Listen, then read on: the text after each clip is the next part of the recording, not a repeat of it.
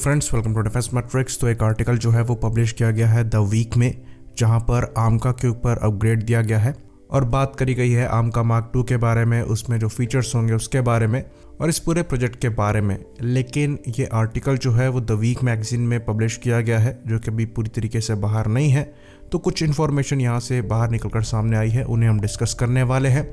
साथ ही साथ एयरक्राफ्ट की टाइमलाइन को भी डिस्कस करेंगे और अपने एनालिसिस को यहाँ पर आपके सामने रखेंगे। तो आमका मार्क 2 को लेकर ये बात कही गई है कि वो एयरक्राफ्ट करीबन मैक 2.15 या फिर 2600 किलोमीटर पर आवर की स्पीड पर फ्लाई करने में कैपेबल होगा और इसकी जो कॉम्बैट रेंज है वो करीबन 1620 किलोमीटर की होने वाली है, जो कि अच्छी खासी रेंज है। तो आमका मार्क 2 जो है वो one of the fastest 5th generation fighter होने वाला है। साथ ही साथ आमका मार्क 1 की अगर मैक्सिमम रेंज की बात करें तो ये अराउंड मैक 1.8 के आसपास या फिर 2222 किलोमीटर प्रति घंटे की रफ्तार है। तो ये जो स्पीड का और रेंज का डिफरेंस है ये एक्चुअली इंजन की वजह से आएगा। जो आमका मार्क 1 है उसमें जनरल इलेक्ट्रिक के F414 इंजन को प्लान किया गया है, जो कि मैक्सिमम 98 किलोन्यूटन का थ्रस्ट पैदा करने में सक्षम है। वहीं पर आमका मार्क 2 में इंडिजिनस इंजन होंगे, जिनको एक फॉरेन पार्टनर के साथ मिलकर बनाया जाएगा, जो कि 130 किलोन्यूटन क्लास के इंजन होंगे। और अगर हम टोटल थ्रस्ट की बात करें तो करीबन 60 किलोन्यूटन थ्रस्ट का अंतर पड़ेगा दोनों वेरिएंट में। तो आमका मार्क 1 में सुपर क्रूज की एबिलिटी नहीं होगी, वहीं पर आमका मार्क 2 में हम सुपर क्रूज की एबिलिटी को एक्सपेक्ट कर सकते हैं, जहां पर सुपर क्रूज जो स्पीड है वो मैक 1.2 से मैक 1.5 के बीच में हो सकती है। तो आमका मार्क 1 के रोल आउट की बात करें तो 2024 में प्लान किया गया है और जो फर्स्ट फ्लाइट है उसे 2026 में एक्सपेक्ट किया जा रहा है। तो 4 प्रोटोटाइप्स जो हैं वो शुरुआत में बनाए जाएंगे, जिनका कॉस्ट जो है वो करीबन 900 करोड़ पर एयरक्राफ्ट पड़ने वाला है, जो कि आगे चलकर कम होगा। तो एडा द्वारा करीबन 15,000 करोड़ की जो रिक्वेस्ट है वो करी गई है कैबिनेट कमेटी ऑन सिक्योरिटी से, और इसके अप्रूवल के बाद ये जो प्रोटोटाइप्स हैं इन पर काम जो है वो चालू हो जाएगा। तो इस न्यूज़ पर हम और विस्तार से बात करेंगे और डिटेल में चीज़ों को समझने की कोशिश करेंगे, लेकिन इससे पहले अपने स्पॉन्सर का एक मैसेज जो है वो हम यहाँ पर देख लेते हैं। तो अनअकैडमी द्वारा लर्निंग फेस्टिवल जो है वो चलाया जा रहा है। इसमें आपको 45 डे का प्लस सब्सक्रिप्शन जो है वो खाली 299 रुपीज़ में मिल जाएगा। चाहे आप यहाँ पर IIT JEE की तैयारी कर रहे हो, चाहे आप क्लास 8 से 12th में पढ़ते हो, चाहे आप नीट की ही क्यों ना तैयारी कर रहे हो, यहाँ आपको हेल्प मिल जाएगी। लाइव क्लासेस मिल जाएगी टॉप एजुकेटर्स के साथ में गाइडेंस मिल जाएगी CBSE बोर्ड प्रिपरेशन के लिए। साथ में आप 24/7 कभी भी अपने डाउट को सॉल्व करवा सकते हैं और आपको पर्सनलाइज्ड एकेडमिक काउंसलिंग भी मिल जाएगी। तो ये काफ़ी अच्छा ऑफर जो है वो चलाया जा रहा है अनअकैडमी द्वारा और ये वैलिड है अप्रैल 23 से 30 तक। तो आपके पास अभी एक हफ्ते का समय है, आप कभी भी इसमें एनरोल कर सकते हैं। हमारा रेफरल कोड याद रखिएगा मैट्रिक्स10, उसको यूज़ करते हुए आप यहाँ पर सब्सक्राइब कर सकते हैं। तो जो हमारे लिंक्स हैं और रेफरल कोड है वो आपको डिस्क्रिप्शन में मिल जाएगा। लिंक को यूज़ करते हुए आप एनरोल कर सकते हैं, सब्सक्राइब कर सकते हैं प्लस सब्सक्रिप्शन को, और इस अपॉर्चुनिटी का फ़ायदा उठा सकते हैं। तो पार्ट 1 में हमने डिस्कस किया था कि कैसे जो आमका मार्क 2 है वो मैक 2 प्लस कैपेबल फाइटर होगा और इसकी जो कॉम्बैट रेंज है वो 1600 किलोमीटर प्लस होने वाली है।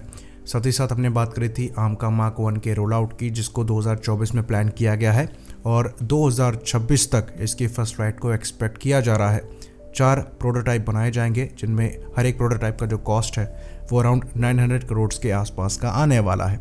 तो हमने ये भी डिस्कस किया था कि कैसे आमका मार्क 1 और मार्क 2 के बीच में जो इंजन की पावर का डिफरेंस है वो रहने वाला है, जिसकी वजह से एक्स्ट्रा परफॉर्मेंस जो आपको बेटर मिल रही है मार्क 2 में वो होगी।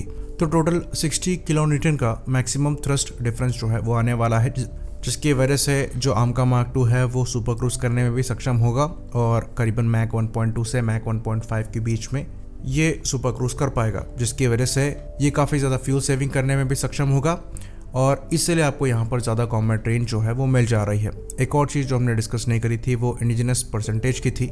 तो आमका मार्क 1 में इंडिजिनस परसेंटेज को अराउंड 70 के आसपास का रखा जा रहा है और आमका मार्क 2 में जो इंडिजनाइजेशन परसेंटेज है वो अराउंड 90 के आसपास का चला जाएगा, जिसमें कुछ जो की कंपोनेंट्स है उनको खाली इंपोर्ट किया जाएगा, जैसे कि इजेक्शन सीट हो गई।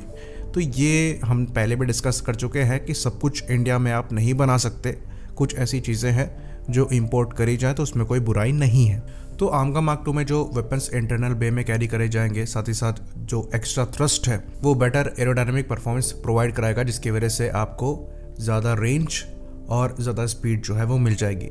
तो जो आमका मार्क II की टाइमलाइन है वो अराउंड 10 साल बाद के रोल आउट की रखी गई है, जो कि अराउंड 2032 के आसपास होने वाला है और ये सर्विस में करीबन 2034-35 तक आने वाला है, ऐसा प्लान किया गया है। लेकिन इस टाइट टाइमलाइन को अचीव कर पाना बहुत आसान नहीं होने वाला है, क्योंकि आपको आमका मार्क II के लिए सबसे इम्पोर्टेंट कंपोनेंट उसका इंजन अभी डेवलप करना है, और इंजन डेवलपमेंट कोई छोटा मोटा काम नहीं है। पार्टनर के आने के बाद भी ये एक टाइम टेकिंग प्रोसेस है।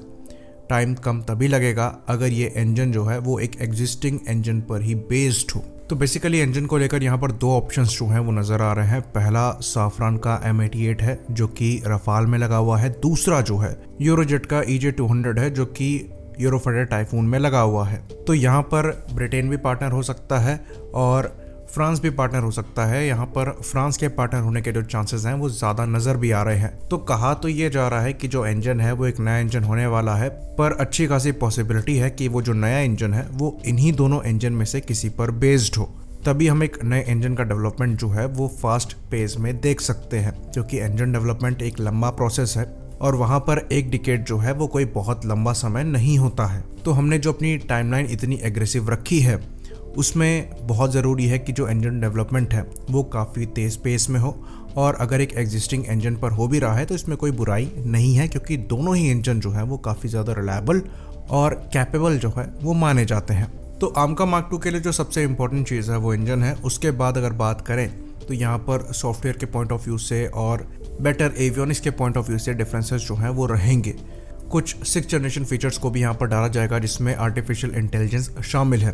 तो यहाँ पर पायलट को सपोर्ट मिलेगा AI का, जिसकी वजह से सिचुएशनल अवेयरनेस जो है वो आमका मार्क II में काफ़ी ज़्यादा बेटर होगी मार्क I के कंपैरिजन में। साथ ही साथ मार्क II में बात करी गई है डायरेक्ट एनर्जी वेपन के यूसेज की भी, जिसकी वजह से जो पावर रिक्वायरमेंट है इंजन से वो काफ़ी ज़्यादा होने वाली है। और इसी रिक्वायरमेंट को देखते हुए जो टेम्पेस्ट का प्रोग्राम UK द्वारा चलाया जा रहा है उसमें जो इंजन डेवलप किया जा रहा है रोल्स-रॉयस द्वारा, उसमें इलेक्ट्रिकल पावर डेवलपमेंट को ज़्यादा प्रायोरिटी दी जा रही है। तो बेसिकली हम ये बात कह सकते हैं कि आमका मार्क II में जो सबसे इम्पोर्टेंट फैक्टर होने वाला है वो उसका इंजन ही होने वाला है। तो 10 साल जो टाइमलाइन दी गई है वो काफ़ी एग्रेसिव है। इसमें हम 5 साल और ऐड कर सकते हैं आमका मार्क II के डेवलपमेंट में। तो ये काम काफ़ी अच्छा किया गया है कि 2 वेरिएंट यहाँ पर निकाले गए हैं। मार्क I जो है वो एग्जिस्टिंग टेक्नोलॉजी पर बेस्ड होगा, जिसकी वजह से हम उसके टाइमली इंडक्शन को देख सकते हैं। वहीं पर मार्क II जो है वो थोड़ा ज़्यादा एम्बिशियस प्रोजेक्ट है, उसमें हम टाइमलाइन को थोड़ा खिंचता हुआ भी देख सकते हैं, जिसकी वजह से मार्क I जो है वो तब तक वो गैप फिल कर सकता है। आई होप चीज़ें जो हैं वो समझ आई हों। इसी बात पर हम इस वीडियो को ख़त्म करेंगे। लाइक करिए, सब्सक्राइब करिए। जय हिंद।